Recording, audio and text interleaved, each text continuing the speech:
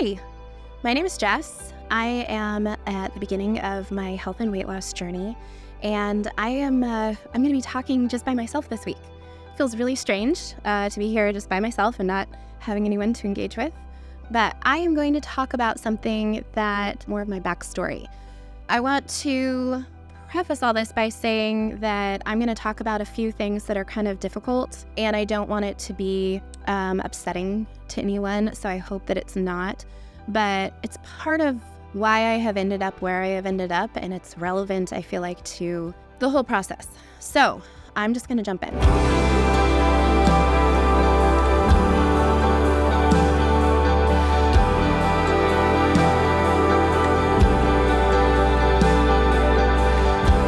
When I was in my early 20s, I chose to do a diet that was intense to begin with. It was HCG Sublingual Drops, and this was a really popular thing a few years ago. And then actually my mom had done it back in the 70s, I think, like after she had my brother, and she had a great experience with it, and I tried it.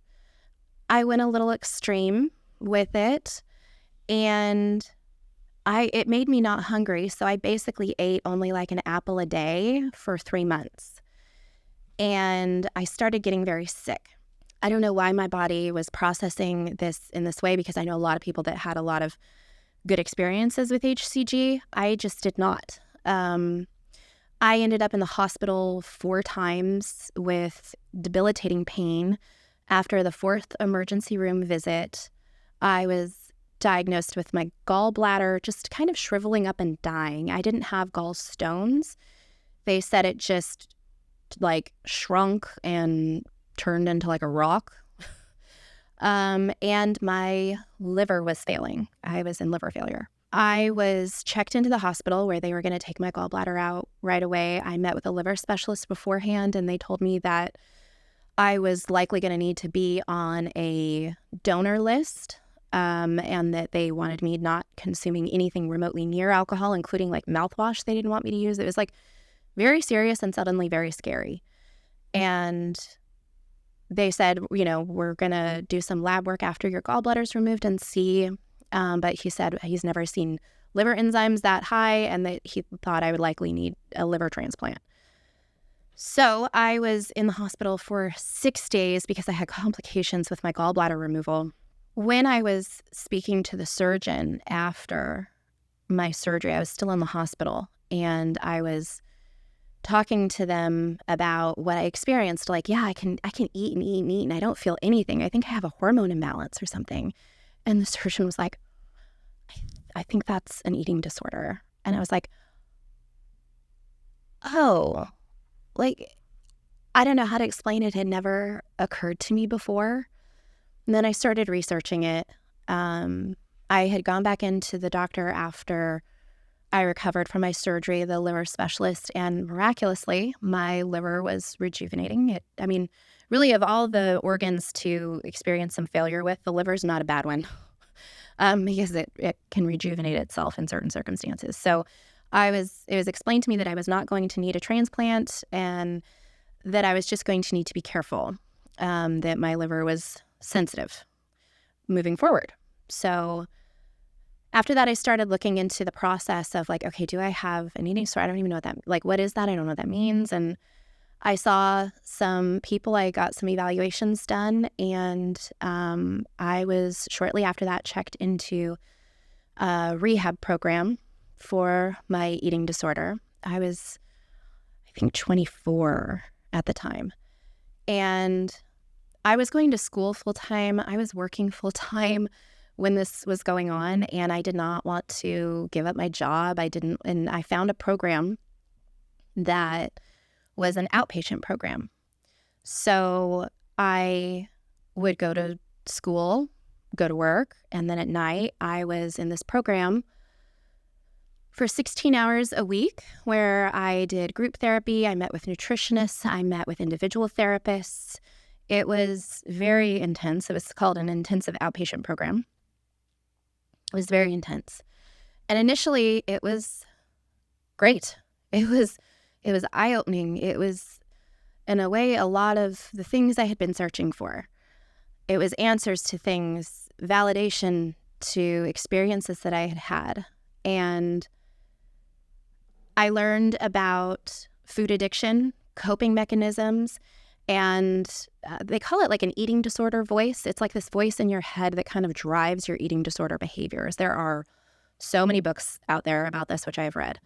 And so I was learning a lot of skills.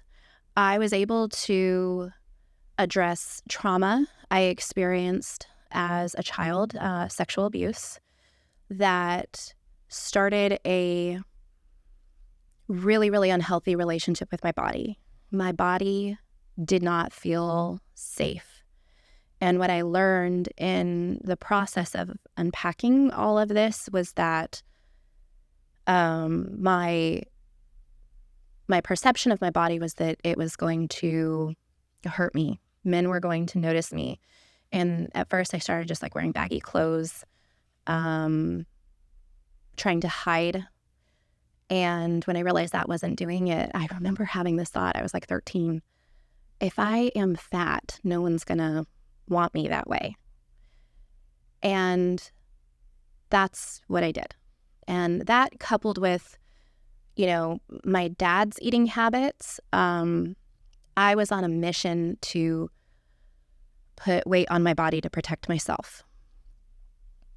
I did not, I think, really understand all of that until I was going through this process in my rehab. So in this rehab process, in learning all of these techniques and skills and how to silence that eating disorder voice and all of these different things that I'm learning about, I went from having super hyperfixated restriction on my body, because at the time that I went into this program, I had gained a lot of weight from when I got married. And part of that was hormonal stuff with my thyroid and my polycystic ovarian syndrome. And part of that was my eating disorder habits that I was doing to try and make my surroundings feel controlled and safe for me.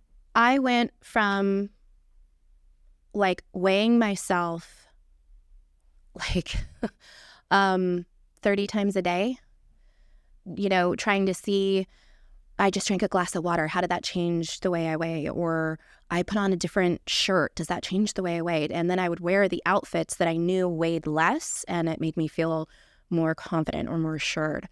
And this is kind of gruesome, but it's true. I used to think like if I could just take scissors and like cut off the parts of me that I wish weren't there.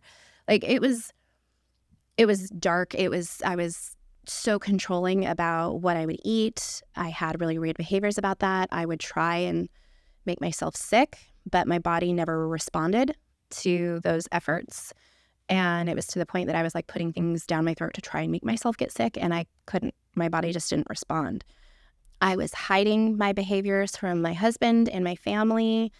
I was lying about those behaviors. It was just a very dark and terrifying time.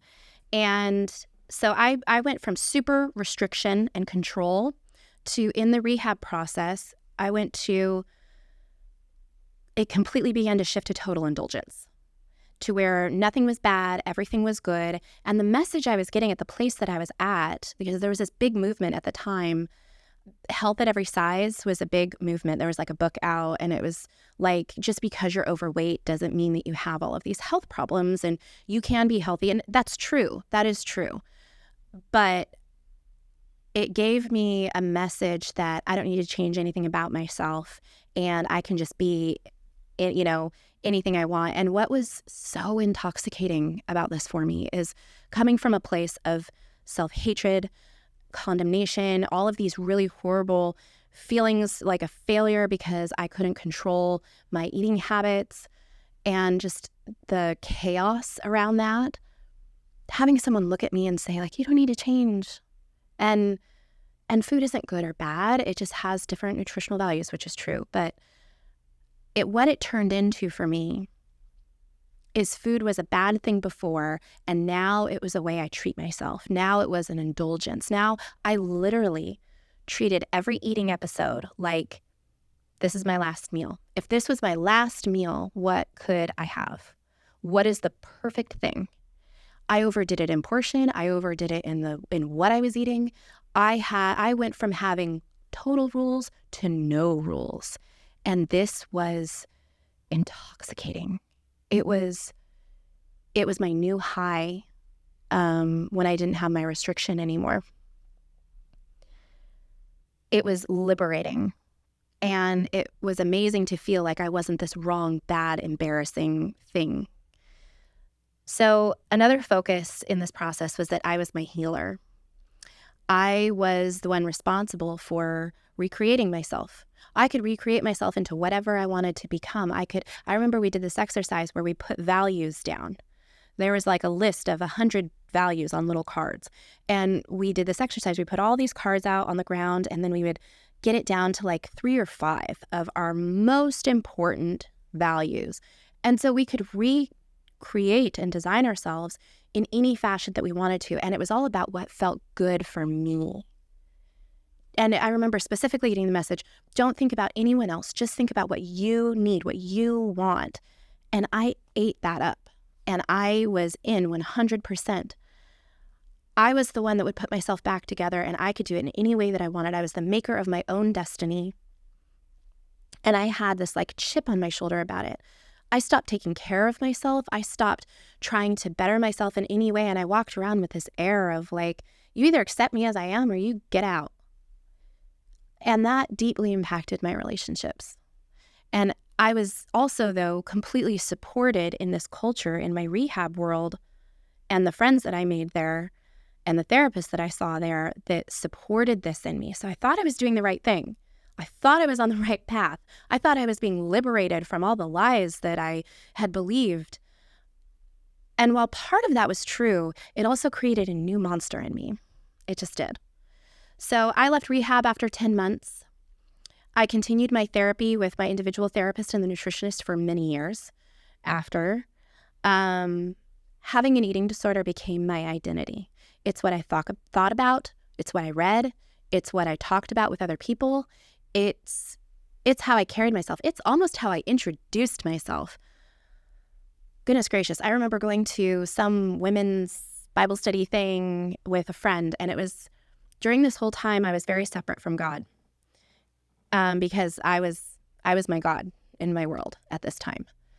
And I remember going with a friend to a women's Bible study, and literally, this is so embarrassing to think about, but as I was introducing myself to this room of women that I didn't know, I told them about my eating disorder and all of this stuff because I thought I was being like brave and courageous. And now looking back on it, I just realized how wildly inappropriate it was for me to do that. But it was my identity. It was something I valued in myself, was that I was recovering from this eating disorder. And here's something about me. When I am faced with a situation that I know something about like myself, like I need to change something or something's not working and I want to be different, I want to become a master in that topic. I want to tackle it. I want to go on full force. I want to learn everything I can about it so that I can get the answers that I need. I want to do all the research. I want to talk to everyone I can. Get me the answers so that I can fix it. That's always been the way that I've been wired. So surrender to God is a really hard thing for me. I don't know how to explain how desperate and terrifying this time in my life was. It is exhausting and utterly scary to be the maker of your own destiny, to put yourself back together. It's not my job, but I was trying for it to be my job. And I couldn't do it. And I didn't understand why I thought I was doing all the right things. I really did. My heart was in the right place. I really thought I was doing all the right things, but it just wasn't. And it was killing me. It was sucking the soul out of my body. And it was messing up my relationships. I thank God I went through all of this before I had my son, because I can't imagine what I would have been like as a mother. My life was just about me and what I wanted. And total credit to my husband because he stayed by my side through all of this.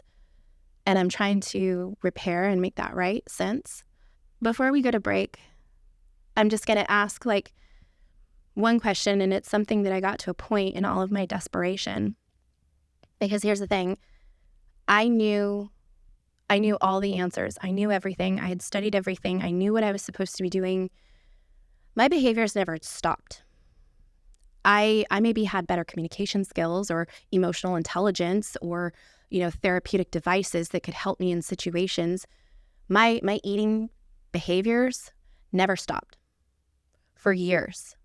And I was literally pulling my hair out, sobbing, trying to understand why do I know all these things and nothing's stopping, nothing's changing? Why do I not have control? What is happening? I got to a point where I asked myself, where was God when I was in rehab? Where was God in all of this? Because I felt completely alone. I had made myself completely alone. So on that heavy note, we're going to take a break really quick, and I'm going to answer that question when we come back.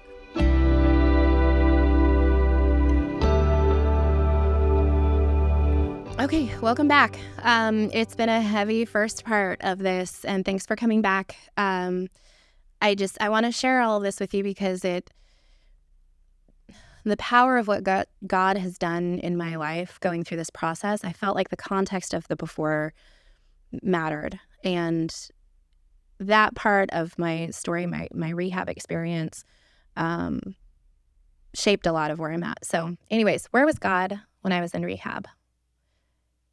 He was right there. He was right beside me in every second, in every tear, in every breakdown, in every selfish decision. He was by my side. I did not see or feel him or hear him. I was so far removed from him. And so I guess I've talked about how I've been raised in the church my whole life. But during this time, I wasn't going to church. I wasn't reading my Bible. I wasn't praying. And this is about 10 years of my life, my early 20s through to my early 30s. And it was dark. It was isolating. It was alone. It was terrifying. And just because I didn't see him, though, doesn't mean he wasn't there, because I know now that he was. My choices had pulled me away from him. And I remember, frantically trying to find the next thing because I knew I was missing something. I could not understand why I was missing something because, like I said before the break, I had done all of the research. I'd done the work. I was ready to doing the work. I wanted to do the work. I show up to rehab and I'm like, do we have homework for me? Because I'll work on it throughout the week. And I remember I pushed God out of my life, and I don't remember the precise moment. It wasn't a big aha moment. It wasn't this crashing realization. It was more like quiet whispers that I think I didn't even pick up on at first. And I remember my heart slowly starting to turn towards God and being like, where are you? Where are you in all of this? And I started to realize what I was missing was him. There is a really great song by Plum called God-Shaped Hole. And it's this principle that there is a hole inside of all of us that only God can fill. And we try and fill it with everything else. Everything else we try and fill it with. And I am very good at this. And that missing piece, the only thing that can fill it, the only thing that satisfies it is God. So when I started realizing this, I had to grapple with my surrender, my pride, my trust issues. When I realized that I had spent the last 10 years of my life and so much money, so much time, so much of my heart, so much of my relationships that I had invested into this thing that I thought was so right. I thought it was so right, but I was wrong. That was a really, really, really hard thing for me to accept. All I want to do now is say that I can be on the other side of it. I have this deep appreciation for God and how he loves me and how he saves me, even when I shoved it in his face. I'm my own God for years. he is so faithful and loving to us. That's a very humbling thing to experience after being so far away from him. I began seeing a Christian therapist, and I have to say, this was a game changer. This was a game changer for me. The program that I did before this was not faith-based at all. It was very much in the world. And, I started pursuing God for healing, and the many resources that I've mentioned here, those Barb Raveling books, my Christian therapist.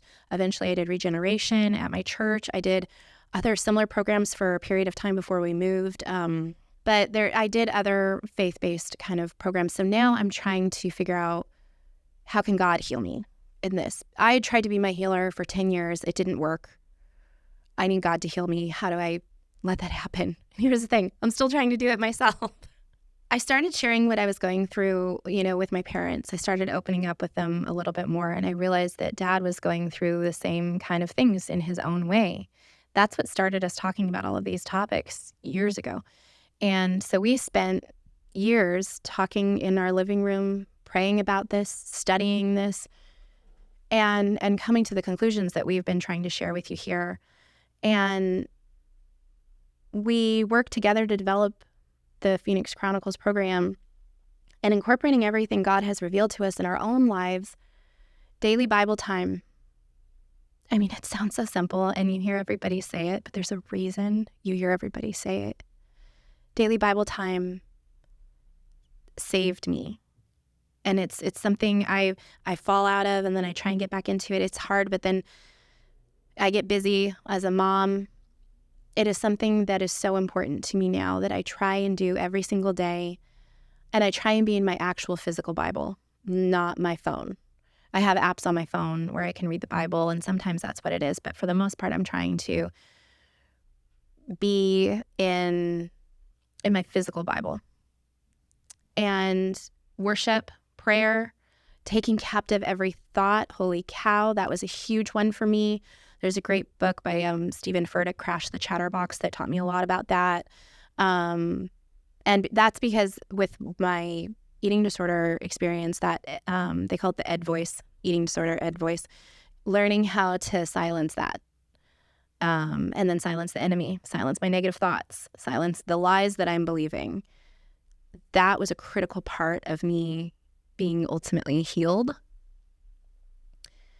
All of these topics are things Dad and I have walked through, and it's what works. I don't know. It's what works. I'm going to talk more about that in a second. Really quick, though, I'm going to jump into audience feedback. And I just have to say, I'm so excited. We've had so much audience feedback lately, and this just fills us with joy. I know I love talking about this because there's so many people reaching out to us and sharing just their goals. I want to lose this much weight, or we've had people ask us to pray for them, which, thank you. We are honored to pray for you and to join you in your process and your journey. We want to encourage you wherever you're at, whatever you're trying to do, that God is faithful and He is with you. So we had multiple people sharing their goals this week, and that was just really fun because we got to pray specifically for you in what you shared with us. So thank you for entrusting us with that, and we will continue to pray for you. And so the lesson this week, I guess, bottom line is God is the answer. I have done this my way for a very long time. I've done it the world's way for a very long time. Nothing worked but God. The world is sneakily telling us what we need, and I just want to caution you from an abundance of experience. It doesn't work. It doesn't work. If you're splitting your heart and your mind between what the world offers as solutions and what God tells you, which is so countercultural to what the world is telling us, the world is telling you, you need to do this, you need to do this, you need to do this. God is telling you, give it to me. Trust me. Rest in me. Spend time with me. It's the opposite of what the world tells us to do.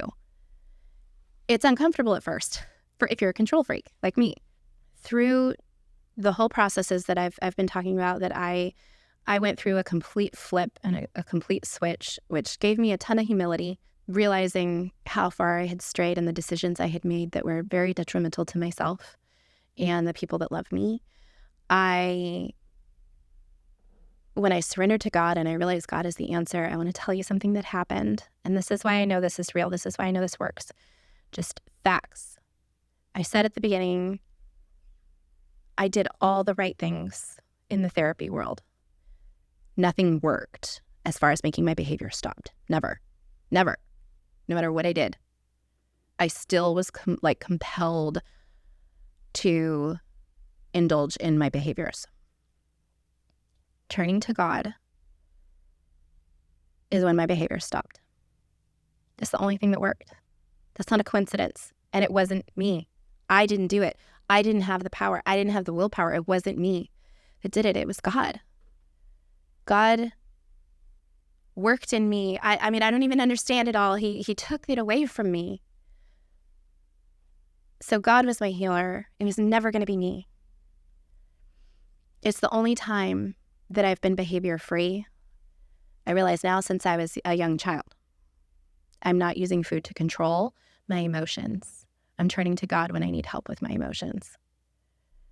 So a disclaimer, I am not saying that therapy is bad at all. I am not saying that rehab is bad.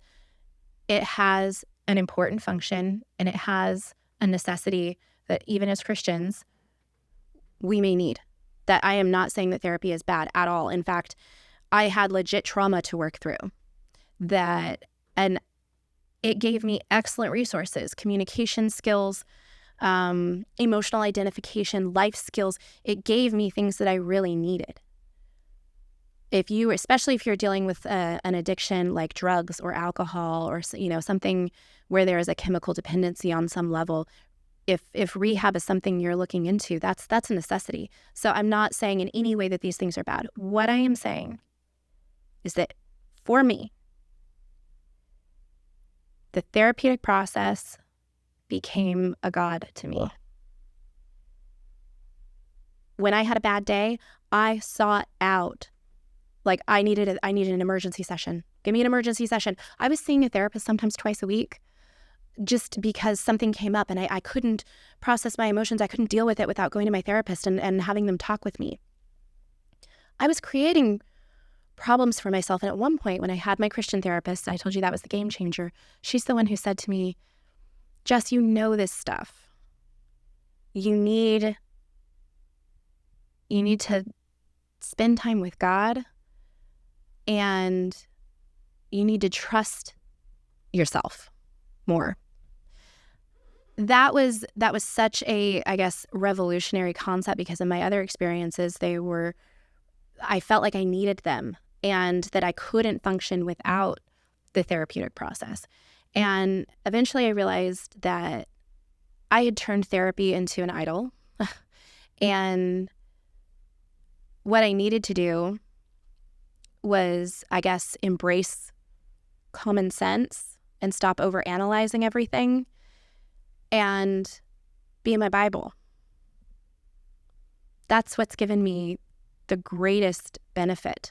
And so I went through therapy and I learned a great deal. I had great process done. It was so critical for my healing. There are certain things that I really believe, especially when it comes to sexual trauma or abuse or domestic violence or really heavy things, you need a therapist to help you process that. No way around that. I think that is critical. I think choose carefully who you see because I did experience some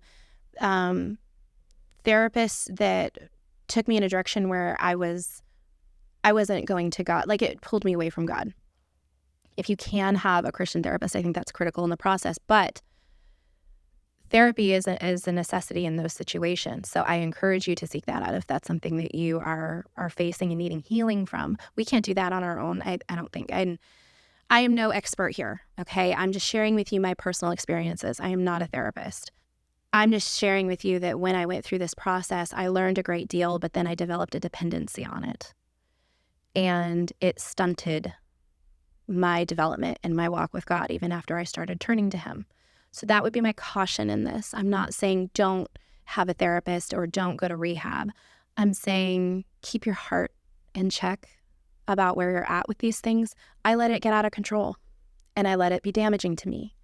I don't want that for you because in my experience, I spent a lot of time in the wrong direction, thinking I was in the right direction, and then trying to recover from going down that wrong direction. And I don't want that for you if you're in that position.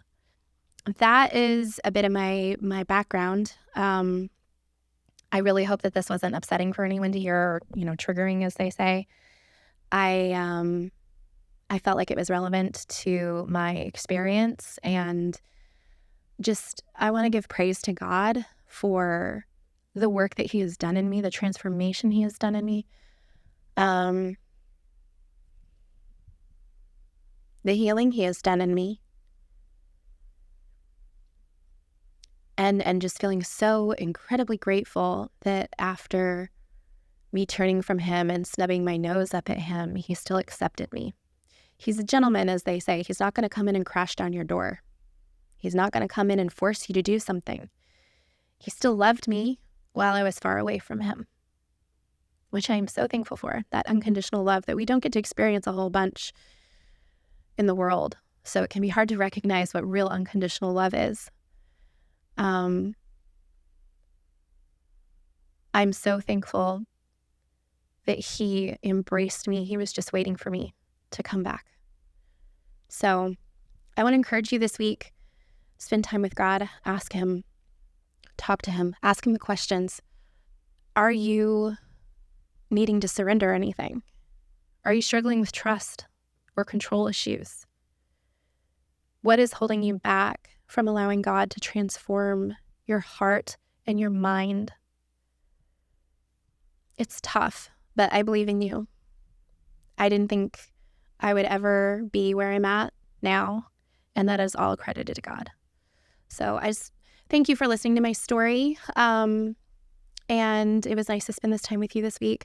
We are going to be back to normal next week. Dad will be here, and please check out our website, phoenixchronicles.com. We've got great resources on there for you. And then, please like and subscribe to our channel so you never miss an episode. And we will see you next week. Thank you. Bye.